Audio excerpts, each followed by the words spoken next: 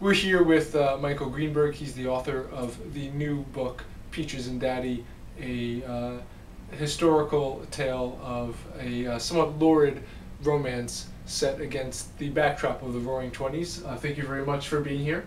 Thank you, Aaron. And we're in his law office, everyone. This is a very interesting book. I highly recommend anyone who's watching read it.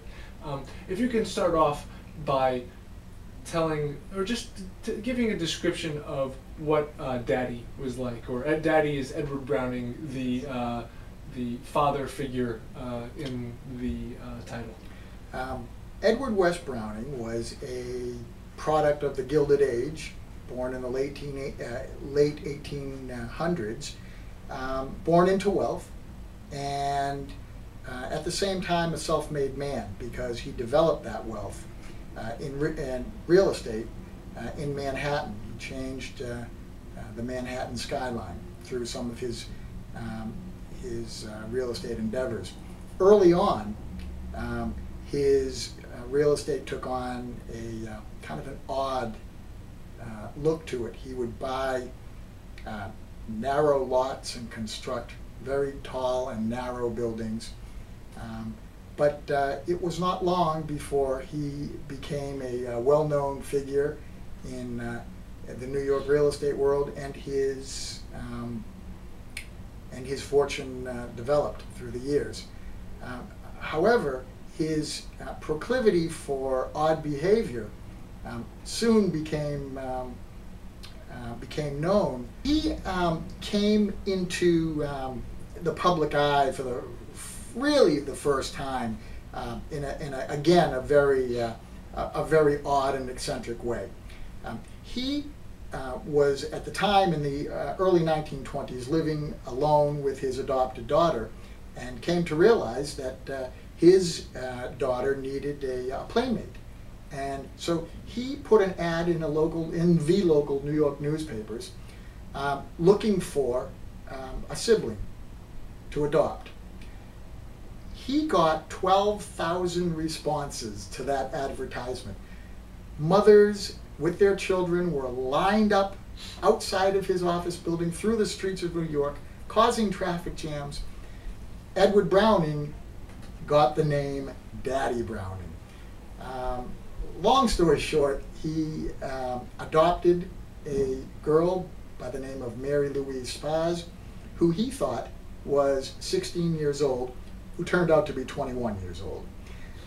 So suffice it to say that parent-child relationship did not last very long. The adoption was annulled, and Edward Browning announced that he was out of the adoption business. Shortly thereafter is when he became involved, even more so, in high school sororities, school dances, and he's 52 years old. Please tell us about Peaches, his eventual romantic interest, and also compare and contrast, and based on his real estate wealth, and also where they first met, which is interesting, and the opening of the book, which really caught my attention immediately. The compare and contrast issue is it's a very interesting question, because he is well known for having a sharp eye and wonderful business judgment when it came to his real estate investments and his finances. But that judgment is wholly dissipated when it comes to his personal life. And as is exemplified by March 5th, 1926, when he strolls into the ballroom at the Hotel McAlpin, where there is a high school sorority dance going on, which of course he sponsored. He met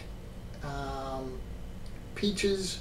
Well, her name wasn't Peaches at the time. He nicknamed her Peaches. Her name was Frances Bell Heenan.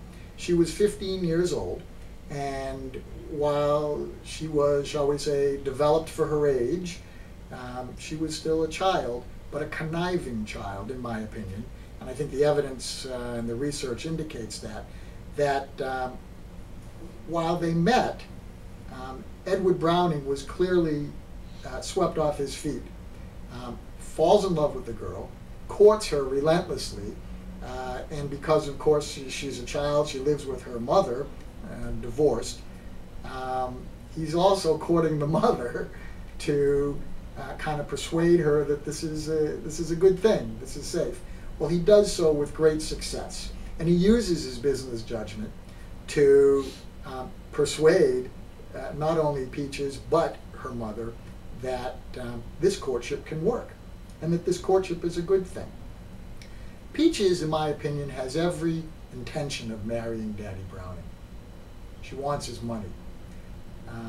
Much is written on this, much speculation is written about this, but of whether or not there was true love there or not on the part of Peaches, but it's pretty universally agreed that she was in this for the money.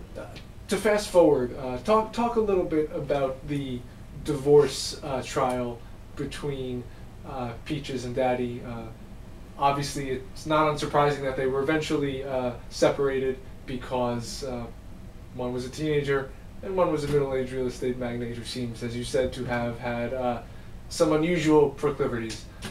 So please, what was the interest among reporters, as you were just talking about with tabloid reporters, and also was it only in New York or was it farther across the country? Well, the tabloid journalists loved this story. As a matter of fact, there was even some indication that the managing editor of the New York Evening Graphic had in fact choreographed Peach's exit from the marital home. As a point of interest, this was not legally a divorce case. There was no mechanism for divorce other than through adultery back in New York in the 1920s, and in fact through 1969. No matter what the result of the separation trial, and that's what the ultimate result is legal separation, they were going to exit that courthouse, husband and wife. The issue was in what financial form. And the only way that either party was going to be successful, Daddy Browning either rescuing his finances or Peaches Browning in securing hers, was to literally rip each other to shreds. And that's exactly what they did. To answer your question, the tabloids ate this story up beyond belief. I saw in my research of this, I was able to obtain copies of some of the tabloid newspapers of the day through the New York Public Library. Front page stories every day, and not just in New York. During this trial, this case made headlines across the country. It was really quite astounding.